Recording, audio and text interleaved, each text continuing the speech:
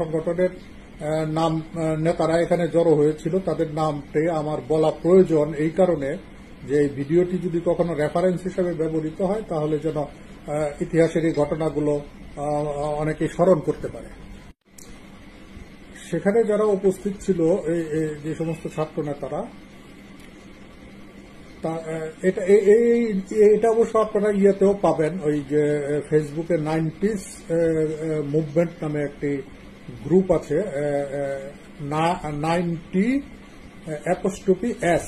90s movement. হ্যাঁ, আমি লিঙ্কটা ডেসক্রিপশন বক্সে দিয়ে দিব।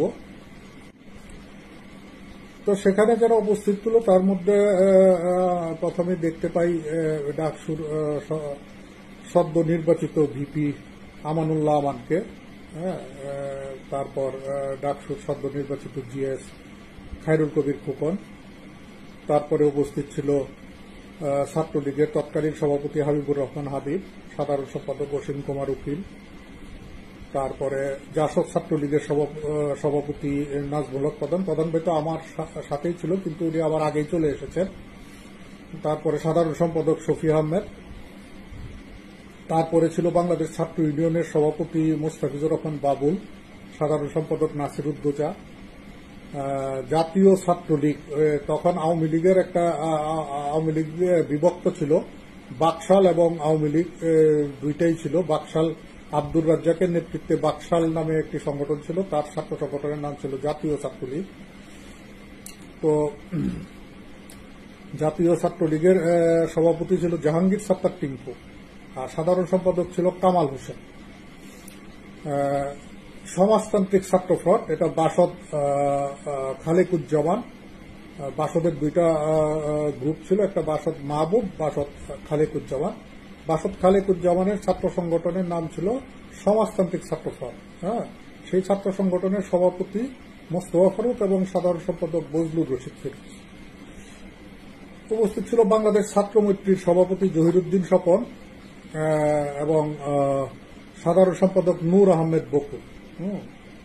এছাড়াও ছিল গণতান্ত্রিক ছাত্র ইউনিয়নের সভাপতি আক্তার সোবাহান মাসরুর, সাধারণ সম্পাদক সুজাউদ্দিন জাফর, বাংলাদেশ ছাত্রলীগ মাহবুব, বাসদ মাহবুবের ছাত্র সংগঠনের নাম ছিল বাংলাদেশ ছাত্রলীগ, এটা সভাপতি ছিল আব্দুল সাত্তার, সাধারণ সম্পাদক ছিল শাহাবুদ্দিন।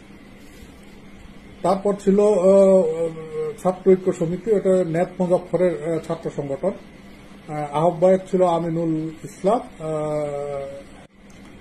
এবং এই সংগঠনের সাধারণ এটা আহ্বায়ক কমিটি ছিল, সদস্য হিসাবে সালেহ আহমেদ, মহসিন, এরকম কয়েকজনকে আমি চিনতাম।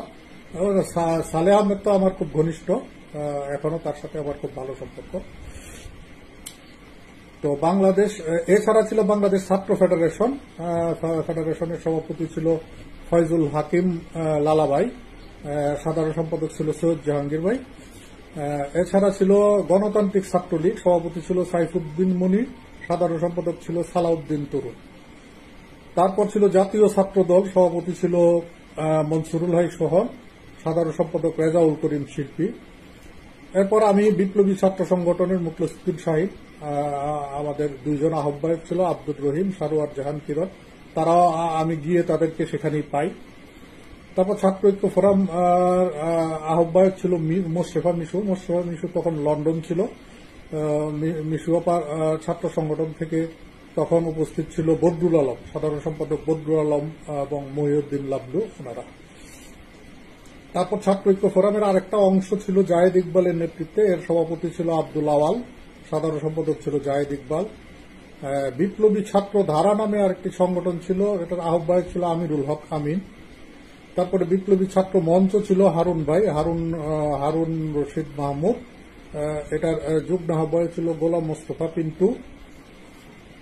তারপর ছিল বাংলাদেশ ছাত্রলীগ জাকপার ছাত্র সংগঠনের নাম ছিল বাংলাদেশ ছাত্রলীগ, সভাপতি ছিল লুৎফুর রহমান, সাধারণ সম্পাদক ছিল আসাদুর রহমান হাসান। হ্যাঁ, এছাড়াও জাতীয় ছাত্র ঐক্যের আহ্বায়ক ছিল সুশান্ত মিশ্র, এনামুল হক মোল্লা। বাংলাদেশ ছাত্রলীগ আজিজ মিরাজ নামে আরেকটি সংগঠন ছিল, আজিজ মিরাজের সভাপতি ছিল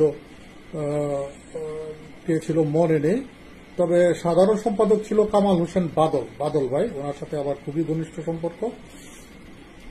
তারপর বাংলাদেশ ছাত্র কেন্দ্রের সভাপতি ছিল রাজু আহমেদ, সাধারণ সম্পাদক ছিল শেখ নুরুল আমিন। হ্যাঁ, বাংলাদেশ ছাত্র মুক্তি নামে আরেকটি সংগঠন ছিল, তার এটা ছিল মোশাররফ হোসেন আর কি, মোশাররফ ভাই, উনিও আমার সাথে খুব ঘনিষ্ঠ সম্পর্ক। তো এই ছাত্র সংগঠনগুলি মিলিয়ে 24টি ছাত্র সংগঠন এখানে উপস্থিত ছিল, এবং এই 24টি ছাত্র সংগঠনের সমন্বয়ে তখন গঠিত হয়েছিল সর্বদলীয় ছাত্র